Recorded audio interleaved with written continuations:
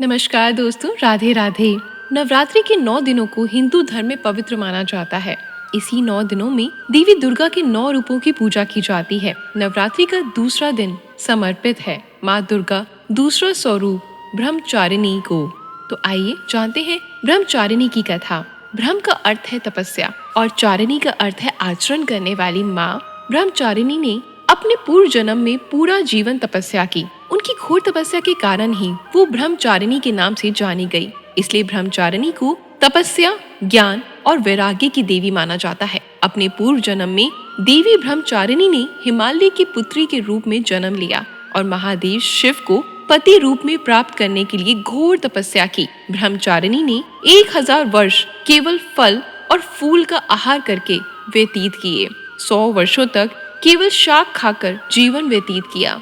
3000 वर्षों तक केवल टूटे हुए विलप पत्र अथवा बेल पत्र का आहार करके शिवजी के ध्यान में लगी रही और इसके बाद बेल पत्र खाना भी त्याग दिया और निराहार एवं निर्जल महादेव की तपस्या करती रही।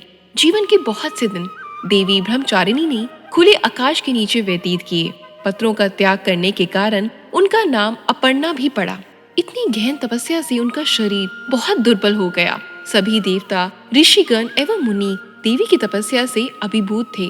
सभी ने देवी की समर्पण की सराहना की और प्रार्थना करते हुए कहा, देवी, आज तक इस संसार में किसी ने इतनी कठोर तपस्या नहीं की है। ऐसा करने का साहस केवल आप में ही है। आपकी मनोकामना अवश्य पूर्ण होगी और अगले जन्म में चंद्रमौली शिव आपको पति के रूप में प्राप्त होंगे। आप कृपया करके तपस्या छोड़कर अपने घर लौट जाइए। ब्रह्मा जी ने ब्रह्मचारिणी की तपस्या से प्रसन्न होकर उन्हें शिवजी की पत्नी बनने का वरदान दिया और इस प्रकार अगले जन्म में शिवजी को पति के रूप में उन्होंने प्राप्त किया। माँ ब्रह्मचारिणी की पूजा विधि अब हम ये जानेंगे। सर्वप्रथम जिस कलश को आपने प्रथम दिन स्थापित किया है, इसका तिलक करके दीपक प्रज्वलित करके कलश का पूजन करें और साथ में जो माँ दुर्गा की तस्वीर है उसे भी कुमकुम और चावल से तिलक करें।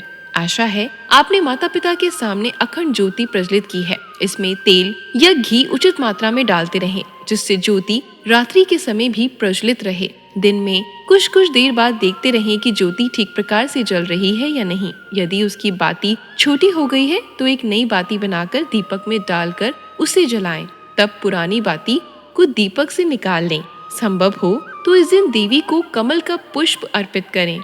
इसके पश्चात फल, मिष्ठान, सुपारी, पान आदि अर्पित करें। जैसा कि हमने प्रथम दिन की पूजा में बताया था कि एक कांदे का टुकड़ा जलाकर इसमें कपूर डालकर लौंग का जोड़ा भी घी में डुबोकर अर्पित करें और 11 का रोली चावल से तिलक करें।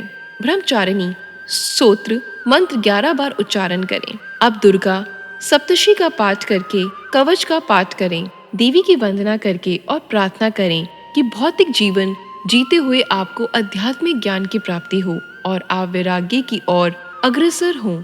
आप देवी की आरती करके प्रार्थना, क्षमा याचना के साथ पूजा का समापन करें। संध्या आरती अवश्य करें।